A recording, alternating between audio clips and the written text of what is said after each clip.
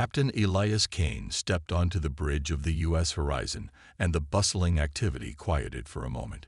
He nodded to the officers at their stations and moved to his command chair without hurry. Kane was not a physically imposing man, average height with neat gray hair at his temples, but his presence commanded attention without effort. Lieutenant Olivia Martinez watched from her new post at Tactical Operations. This was her third day aboard the Horizon after transferring from the Mars Defense Fleet, and she was still trying to understand the unusual command dynamics. In her previous assignments, captains typically announced their arrival with booming voices and expected immediate status reports. Kane simply sat down, glanced at the main view screen, and asked in a conversational tone, "Status, please." Commander William Grant, the executive officer, approached with a datapad. "All systems nominal, Captain. We're on course for the Epsilon sector. Estimated arrival in 46 hours. Kane nodded. "Thank you, Commander." Martinez exchanged glances with Communications Officer Rebecca Holt at the station beside her. Holt leaned over and whispered, "You'll get used to it. He's always like this." "Like what?" Martinez whispered back. "Quiet, calm, even during emergencies." Martinez had read Kane's service record before her transfer. Decorated in the Proxima conflict, negotiator in the Rigel peace talks, and credited with preventing war with the Ta City Alliance. His accomplishments suggested a bold, dynamic leader. The soft-spoken man in the command chair seemed at odds with that reputation. The ship's sensors chimed an alert. Security Chief Daniel Clark straightened at his console. "Captain, 3 vessels approaching at high warp. Configuration matches Centaurian patrol ships." Kane turned his chair slightly. "Interesting. We're well outside their territorial boundary." Martinez tensed. Relations with the Centaurians had been strained since a trade dispute last year. They were known for aggressive patrol tactics. "They're hailing us," Holt reported. On screen, Kane said, his voice as even as if he were ordering breakfast. A Centaurian commander appeared, his scaled face set in what humans recognized as their expression of challenge. "Federation vessel. You are approaching a restricted zone. Alter course immediately." Martinez checked her tactical display. They were nowhere near any officially recognized Centaurian territory. Kane leaned forward slightly. "Commander Vex, I believe. We met at the Procyon conference last year." His voice remained conversational, almost friendly. "There seems to be a misunderstanding. According to all current navigation charts, we're in neutral space." The Centaurian's eyes narrowed. "Our territory has expanded." "I see," Kane replied. "That's fascinating news. When was this expansion officially registered with the Galactic Council?" The bridge crew watched the exchange silently. Most captains would have raised shields by now or at least adopted a more defensive stance. Kane looked as though he were having a pleasant chat with an old acquaintance. "The Council moves slowly. We secure our interests first," the Centaurian commander said. Kane nodded thoughtfully. "That approach has certain advantages, I admit. However, it also creates confusion. Commander Grant, please transmit our flight plan to Commander Vex as a courtesy." Grant complied, looking slightly puzzled. Kane continued, "You'll see we're bound for Epsilon Station on a diplomatic mission. Deviating would delay meetings that include representatives from your government." The Centaurian commander studied something off-screen, likely the transmitted flight plan. His expression changed subtly. "You're carrying Ambassador Krell's staff," he stated. "Yes. The ambassador is quite looking forward to the trade discussions." A long pause followed. Martinez noticed her hand had been hovering over the weapons control the entire time. She slowly relaxed it. "Proceed on your course, Horizon," the Centaurian finally said. The screen went dark. Several crew members exhaled audibly. Kane stood, straightening his uniform jacket. "Maintain course and speed," he said, then turned to Martinez. "Lieutenant, your first encounter with Centaurian patrol tactics, I believe." "Yes, sir." Kane smiled slightly. "They respect clarity and precision. Shouting suggests weakness to them. He moved toward his ready room door, then paused. "Welcome aboard, Lieutenant Martinez. I think you'll find the Horizon an interesting assignment." As the door closed behind him, Martinez realized something remarkable had happened. Captain Kane had faced down 3 warships without raising his voice or even seeming concerned. And somehow, that quiet confidence had been more effective than any show of force. The message arrived during the night cycle. Lieutenant Martinez was awakened by a soft chime from her communication panel. As the tactical officer on duty rotation, she received priority alerts even during rest periods. The message was brief. Diplomatic relations with the Arcturus Confederation had broken down. All Starfleet vessels were advised to prepare for possible hostilities. Martinez dressed quickly and headed for the bridge. She wasn't surprised to find Captain Kane already there, studying star charts with Commander Grant. "Lieutenant," Kane acknowledged her with a nod. "I assume you've seen the alert." "Yes, sir," she replied. "Most of the fleet will be mobilizing to defensive positions along the border." Kane made a small humming sound, the kind he often made when considering options. "Indeed they will." He turned to the navigation console. "Lieutenant Scott, plot a course for Epsilon Station." Scott looked confused. "Sir, Epsilon Station is in the opposite direction from the Arcturus border." "Correct," Kane said simply. Martinez exchanged glances with Commander Grant, who looked equally puzzled. After a moment, Grant cleared his throat. "Captain, Starfleet Command will expect us to join the defensive line."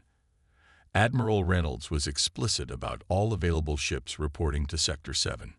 Kane turned to face his executive officer. His expression remained calm, but his eyes held a certain intensity. "Sometimes the most important conversations happen in the quietest rooms, Commander." He gestured to the star map. "The fleet has sufficient strength without us. I believe we can be of greater service elsewhere." Grant didn't look convinced, but he nodded. "Yes, sir."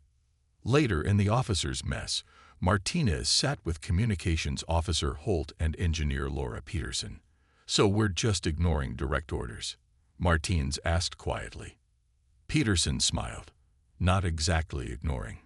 Kane always files his flight plans. He just sometimes takes a creative approach to interpreting directives." "But why Epsilon?" "It's a civilian trade hub. No strategic value," Martinez said. Holt leaned forward. "Epsilon Station is neutral territory. Everyone goes there. Diplomats, traders, information brokers." She lowered her voice further. "I heard the captain mention someone called the Listener to Commander Grant." 3 days later, the Horizon docked at Epsilon Station. The massive space station spun slowly against the backdrop of a blue-green nebula, its central hub surrounded by extending arms like a giant metallic starfish. Hundreds of vessels from dozens of worlds were docked along its exterior. Captain Kane called Martinez to his ready room before he departed. "Lieutenant, you'll accompany me on station. Civilian clothes, no uniform." "Security detail, sir?" she asked. "Just you," he replied. "And leave your sidearm aboard." "Where we're going, weapons would be misinterpreted." Martinez followed Kane through the crowded corridors of Epsilon Station. The captain moved with purpose but never hurried, occasionally stopping to observe merchant stalls or listen to conversations. Finally, they entered a dimly lit establishment called the Nebula's Edge. The patrons represented at least 15 different species, most keeping to themselves over drinks and quiet conversations. Kane led her to a booth in the far corner where a hooded figure sat alone. As they approached, the figure raised a hand in greeting but didn't lower the hood. "Captain Kane," a voice said from within the hood. The voice was neither male nor female, possibly altered by some device. "Punctual as always." "Always good to see you," Kane replied, sliding into the booth. Martinez sat beside him, alert and watchful. "Interesting times," the hooded figure said. "The Arcturus situation concerns you." "It concerns everyone," Kane said. "War benefits few and costs many." The figure made a sound that might have been a laugh. Philosophy from a Starfleet captain. Refreshing. A data chip slid across the table. The war drums you hear are being beaten by hands in the shadows. Kane picked up the chip. The Orion Syndicate. They've invested heavily in weapons manufacturing facilities, placed agents in both Federation and Arcturus governments. Diplomatic incidents don't just happen, Captain. They're engineered. Martinez tensed. If this was true, thousands of lives could be at risk for profit. Kane pocketed the chip, his expression unchanged. Evidence. On the chip, enough to raise questions in the right places. Kane nodded. Your price. The figure tilted its hooded head. My usual. Information when the time comes. And perhaps, the figure gestured toward Martinez, an introduction to your new tactical officer. Lieutenant Olivia Martinez, Kane said, recently transferred from Mars Defense. Excellent record. Welcome to the real game, Lieutenant, the figure said, where the fate of worlds is decided not by those who shout the loudest, but by those who know when to whisper. The U.S. horizon moved through the Taurus Reach, a vast region of space known for strange signal disruptions and unexplained disappearances. Stars seemed dimmer here, and the usual background noise of space communication faded to almost nothing. Lieutenant Martinez stood at her tactical station, eyes fixed on the sensor readings that flickered unpredictably. Any contact with Starfleet Command? Captain Kane asked from his chair. Communications Officer Rebecca Holt shook her head, frustration visible on her face. Nothing consistent, sir. I get fragments every few minutes, but then lose the signal. Keep trying, Kane said. His calm voice felt out of place against the growing tension on the bridge. Commander Grant approached Kane's chair and lowered his voice. Captain, with all due respect, this route is dangerous. The information from your contact could be verified from safer territory. Kane looked thoughtfully at the view screen showing the swirling dust clouds ahead. The data chip contains coordinates within the reach. Someone wanted us to come this way. Or wanted to trap us here, Grant countered. Kane nodded slightly. Perhaps. But I believe. Captain. Lieutenant Clark called from the security station. Sensors detecting energy signatures. 3. No, 4 vessels decloaking. The bridge crew stiffened as 4 ships appeared on the view screen, surrounding the horizon in a tight formation. The ships were sleek and dark, with weapon ports clearly visible along their hulls. Arcturian warships, Martinez reported, her fingers moving quickly over her console. Heavy cruiser class, all weapons powered and locked on us. Shields up, Grant ordered. Belay that, Kane said quietly. The bridge fell silent. Martinez stared at the captain in disbelief. Sir, she questioned. No shields, Kane repeated. He stood and straightened his uniform jacket. Hail the lead vessel. Holt hesitated for only a moment before opening a channel. Channel opened. Sir. The view screen changed to show an Arcturian commander. His skin had the characteristic blue tint of his species, and elaborate markings across his face indicated high military rank. Federation vessel, the Arcturian said, his voice cold. You have entered restricted space. Prepare to be boarded. Kane took a step forward. Commander Zatral, I presume. My name is Captain Elias Kane of the U.S. Horizon. We're on a peaceful mission. The Arcturian commander narrowed his eyes. How do you know my name, human? Your reputation precedes you, Kane replied. Your tactics at the Battle of Deneva Pass were studied at Starfleet Academy. This seemed to surprise the Arcturian. After a moment's pause, he said, Flattery won't save your ship, Captain. Not flattery. Respect. Kane clasped his hands behind his back. I request a private channel to discuss a matter of mutual concern. Commander Zatral laughed. You are in no position to make requests. Kane nodded. True, but I believe you'll want to hear what I have to say about the Orion Syndicate and their efforts to provoke war between our peoples. The Arcturian's expression changed subtly. He made a gesture to someone off-screen, and the view screen split to show only his face. "Speak." Kane glanced at his bridge crew. "What I'm about to share is sensitive information. I need your word that if you find my evidence compelling, you'll consider a temporary alliance." "You ask much, human. I offer more." A long moment passed between them. Finally, the Arcturian commander nodded. "Proceed." For the next 10 minutes, Kane shared the information from the data chip, speaking in the same measured tones he always used. When he finished, the bridge was completely silent. Commander Zetral's face had grown increasingly grave during Kane's explanation. "This evidence, it matches certain suspicions within our intelligence service." He looked off-screen briefly before returning his gaze to Kane. "I will send a small team to verify your data. If it proves accurate, we will reconsider our position." "That's all I ask," Kane said. When the transmission ended, Martinez released a breath she hadn't realized she was holding. "Will they really consider an alliance, sir?" Kane returned to his chair. "Perhaps. The Arcturians value honor and directness. If they believe they've been manipulated by the Syndicate, their anger will shift targets." "And if they don't believe us?" Grant asked. Kane's eyes met his executive officers. "Then we've lost nothing by trying." Within an hour, 3 Arcturian officers had boarded the horizon and verified the data. When they departed, the mood on the bridge had changed. The enemy ships were now potential allies, traveling alongside them through the silent expanse of the Taurus Reach, communicating only through encrypted data bursts. "You've never raised your voice," Martine said quietly to Kane as they studied the star charts together, "even when we were surrounded." Kane smiled slightly. "In my experience, Lieutenant, the softer you speak, the more carefully people listen." The Galactic Council chambers looked like a giant bowl filled with noise.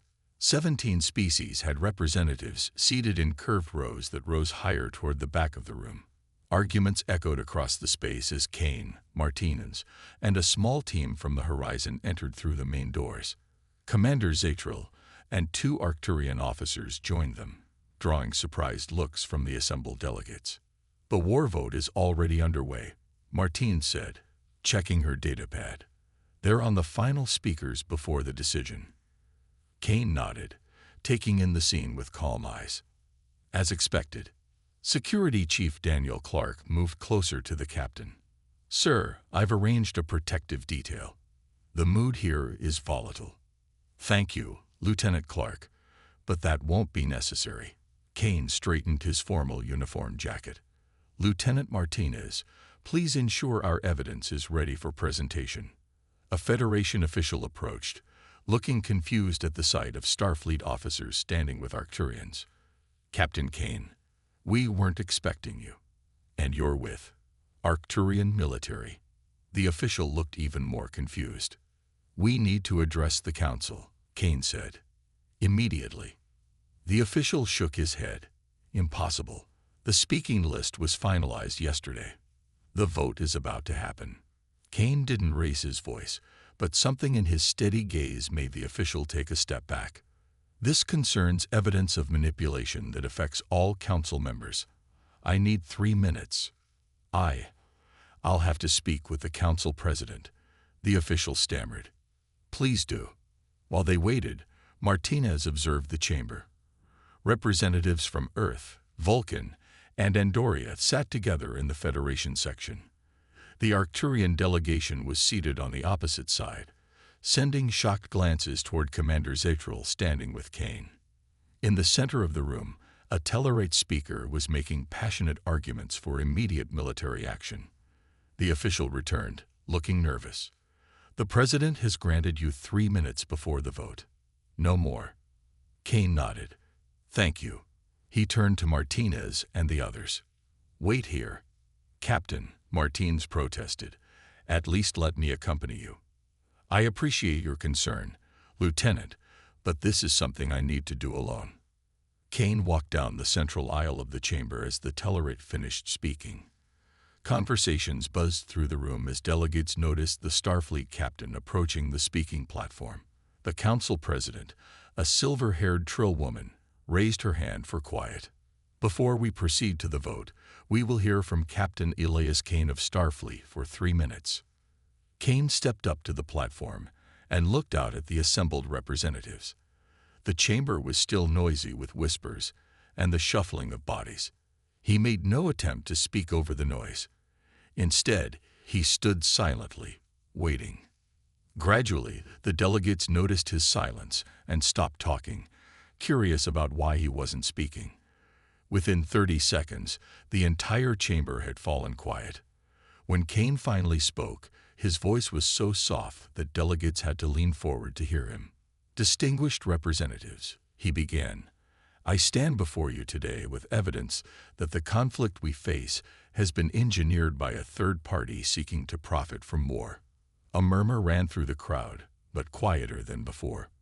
Working with Arcturian Commander Zatral, Kane continued, gesturing toward the Arcturian officers at the back of the room. "We have uncovered proof that the Orion Syndicate has been manipulating both Federation and Arcturian governments."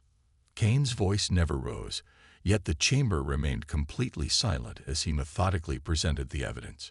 He showed financial records linking syndicate operations to weapons manufacturers. He displayed intercepted communications revealing planted agents. With each piece of evidence, the mood in the room shifted from skepticism to shock, then to anger. The syndicate expected us to be too busy shouting at each other to notice their manipulation. Kane said, his time nearly expired. They believed that in the noise of accusation and counter-accusation, no one would hear the quiet sound of profit being made from bloodshed. Kane looked around the silent chamber, making eye contact with key delegates. "I don't tell you what decision to make today.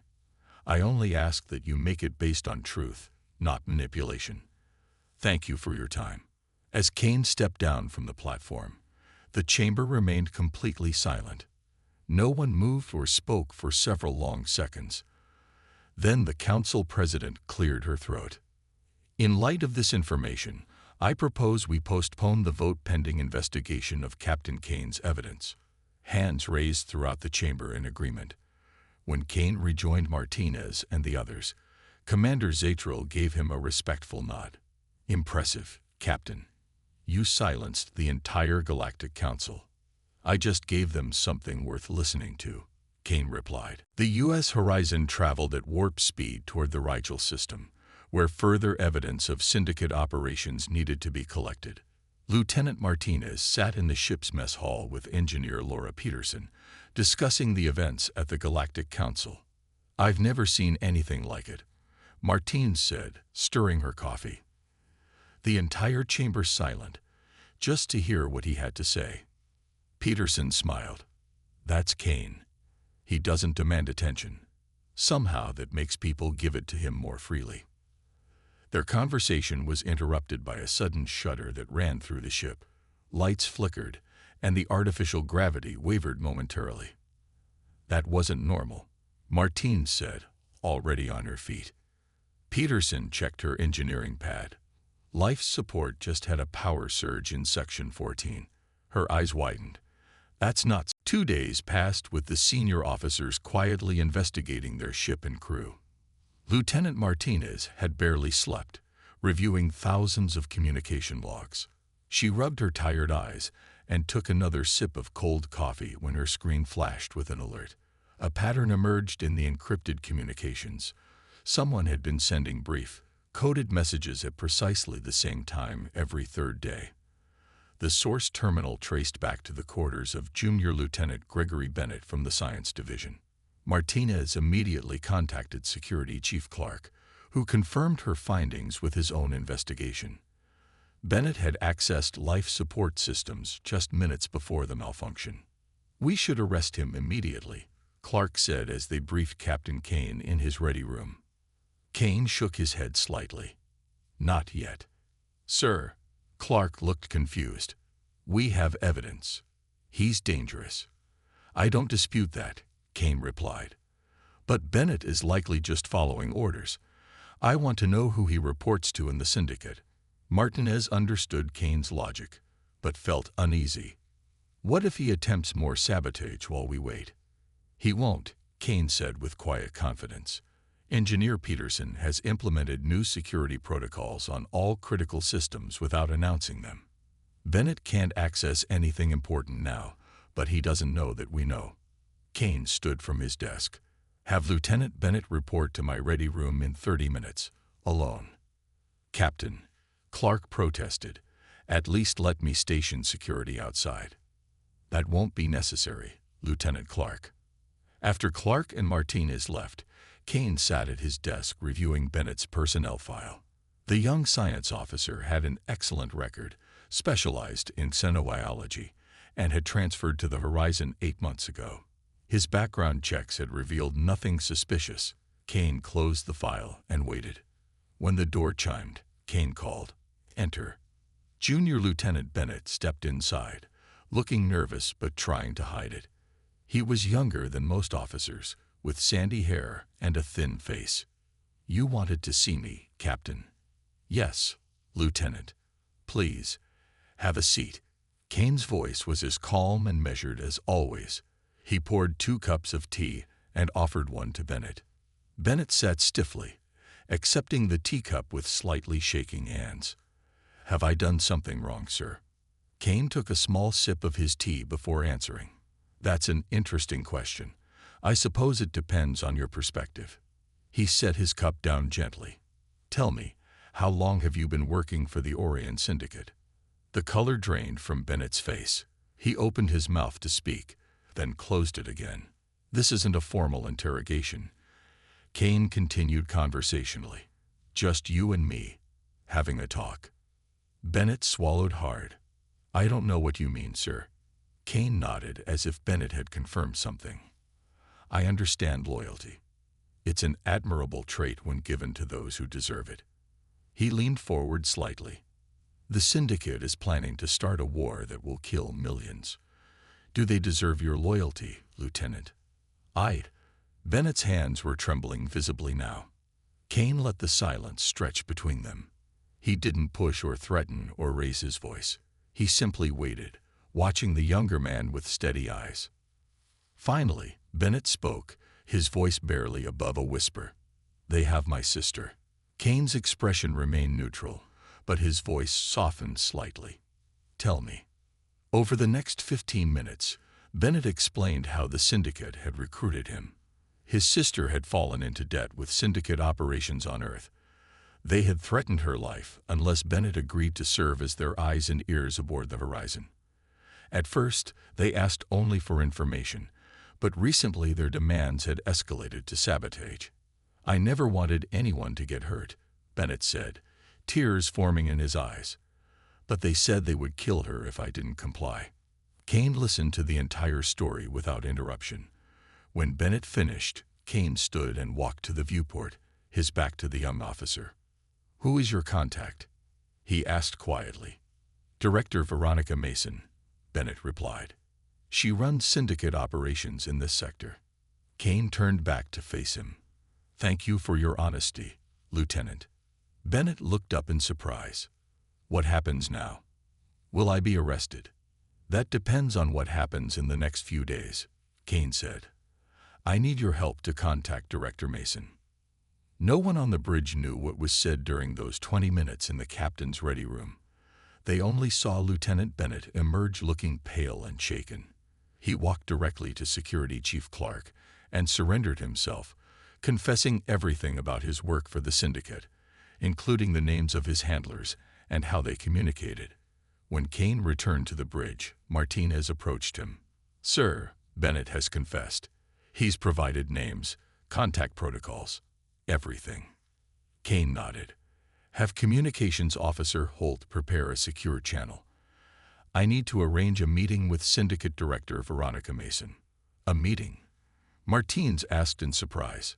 "With the Syndicate." "Sometimes," Kane said, "you need to look your enemy in the eye to understand them." The space station known as Valeria's Cross hung at the edge of neutral territory, a place where rules bent and questions weren't asked. It was famous for its central bar, the Blind Eye, where deals of all kinds were made daily.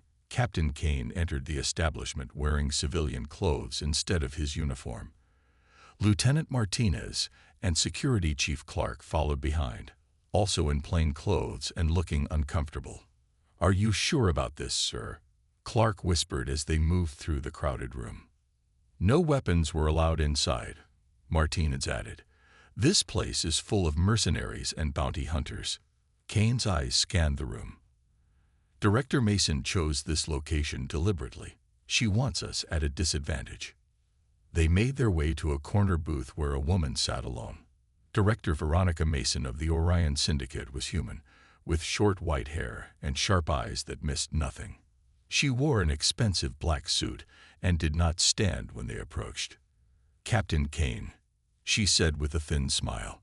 "Bold of you to come." Kane sat across from her, while Martinez and Clark remained standing. "Thank you for agreeing to meet, Director." Mason waved a hand. "Curiosity got the better of me. It's not often a Starfleet captain requests a face-to-face with the Syndicate." She leaned forward. "Though I'm disappointed about Lieutenant Bennett. He was proving useful." "He was being coerced," Kane said. "His sister is now under Starfleet protection." Mason shrugged. "Business. Nothing personal." She gestured to the empty seats. "Your officers look tense standing there. Please, join us." Martinez and Clark hesitated, but followed Kane's slight nod and sat down. "Now," Mason said, "what was so important that you risked coming here?"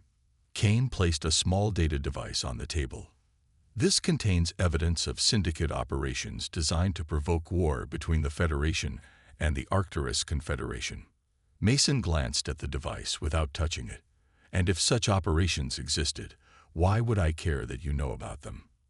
"Because I shared this evidence with both the Federation Council and Arcturian Command," Kane replied, his voice so quiet that Mason had to lean forward to hear him over the noise of the bar. "The Galactic Council has postponed voting on military action pending investigation." Mason's smile faded slightly. "A temporary setback. Politics change. War is still profitable."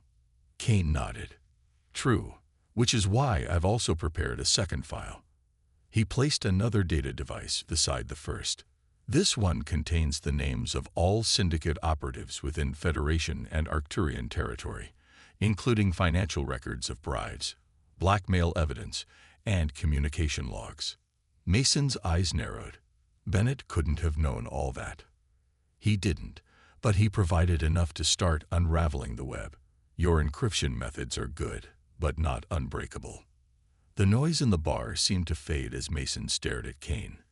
The moment stretched between them. "What do you want?" she finally asked. Kane spoke even more softly, forcing Mason to lean closer. "The Syndicate will cease all operations designed to provoke conflict between major powers.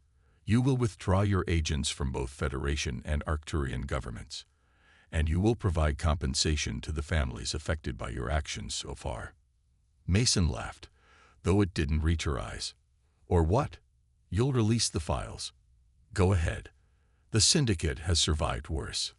"I'm not finished," Kane continued, his voice barely audible. "If these terms are not met, we will expose the location of your hidden shipyard in the Corvin Belt, your weapons stockpile on Reese's moon, and most importantly, the true identities of the Syndicate's ruling council." Mason's face paled slightly. "That information is impossible to obtain." "Is it?" Kane asked simply. Mason straightened in her seat. "Speak up, Captain. I can barely hear you." "I know," Kane replied with a small smile. "That's intentional. Important conversations often happen in quiet voices." A long silence fell between them. Around the booth, the bar continued its noisy business, but at their table, tension hung in the air. "You're bluffing," Mason finally said. Kane stood, straightening his jacket. "Lieutenant Bennett will be transferred to a rehabilitation facility rather than a prison. You might be interested to know that his sister is now working with Starfleet intelligence." She had quite a lot to say. Mason's composed expression cracked for the first time. "This isn't over, Kane." "I agree," he replied. "In 3 days, I'll expect your response. For everyone's sake, I hope it's favorable." As they left the Blind Eye, Martinez spoke quietly to Kane. "Do we really have all that information on the Syndicate's operations?" "Some of it," Kane admitted. "The rest is being assembled by Starfleet intelligence and our Arcturian allies. And if Mason calls our bluff, then we need to work quickly," Kane said. "But I don't think she will. People who abuse power often forget its true nature." "Which is?" Clark asked. "Power isn't about who shouts the loudest," Kane replied. "It's about who has the information others need to hear." 3 days passed with no word from Director Mason. On the 4th morning, long-range sensors detected a fleet of unmarked ships approaching Earth at high warp. The Horizon, along with 2 Federation vessels, and the 3 Arcturian ships that had become their allies, moved to intercept. 15 unmarked warships, Martinez reported from her tactical station, heavily armed. No identifying markings, but the configuration matches Syndicate vessels.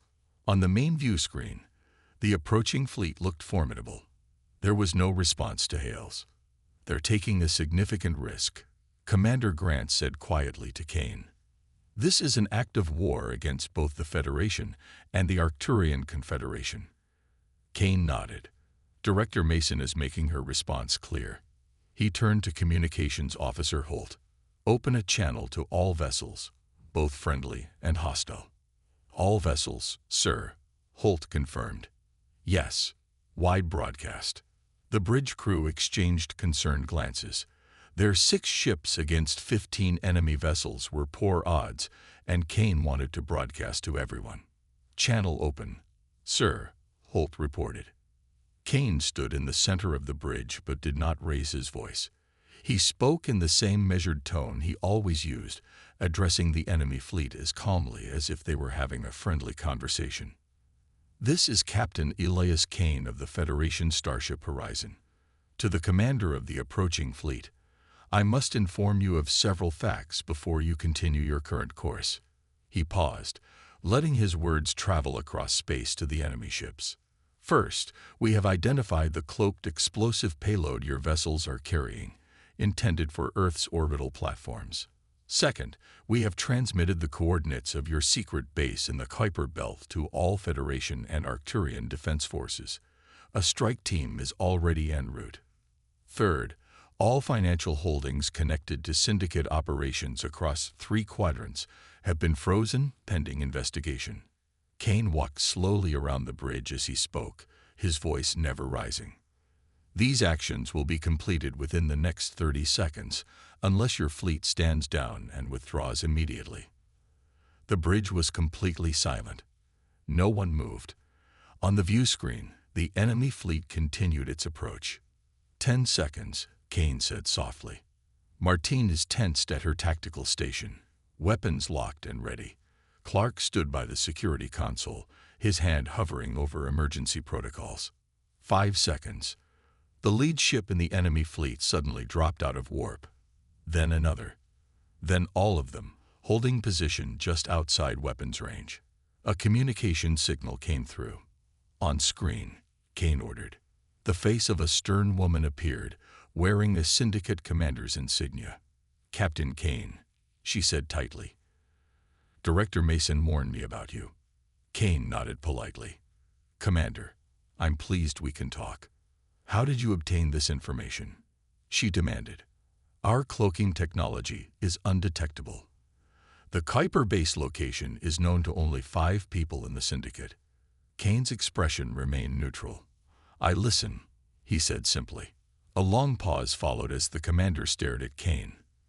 Finally, she spoke again. "We are withdrawing, but this isn't over." "I expect we'll meet again," Kane agreed, hopefully under better circumstances. The enemy fleet reversed course and jumped to warp, disappearing from sensors. The bridge crew of the Horizon released a collective breath they'd been holding. "Did we really have all that intelligence?" Clark asked in amazement. Kane smiled slightly. "Some of it. Enough to be convincing." "And if they had called our bluff?" Grant asked. "Then we would have fought with everything we had," Kane replied. But people who rely on threats and intimidation often assume others do the same. They rarely expect quiet confidence to be backed by genuine strength. 5 years later, Captain Olivia Martinez stood before a group of new officers aboard the U.S. Pathfinder. They had asked about her time serving with the legendary Captain Kane. "In a galaxy where everyone shouts to be heard," she explained, Kane understood the power of being the voice people had to work to listen to. The story of Captain Kane had become famous throughout Starfleet. When his retirement ceremony was held, thousands gathered to honor him. Admirals, ambassadors, and crew members from dozens of ships attended. When it was Kane's turn to speak, he approached the podium amid thunderous applause. The crowd gradually fell silent, everyone leaning forward in anticipation of his words of wisdom. Kane looked out at the assembled faces, smiled slightly, and said just 2 words that somehow filled the entire hall. "Thank you." In that moment, everyone understood what had made him great, not the ability to command attention, but the wisdom to know exactly when and how to use the power of his words. He never needed to raise his voice for the galaxy to listen. Lieutenant Martins, now Captain Martins, would carry that lesson with her for the rest of her career. True authority never shouts. It speaks clearly and trusts others to listen.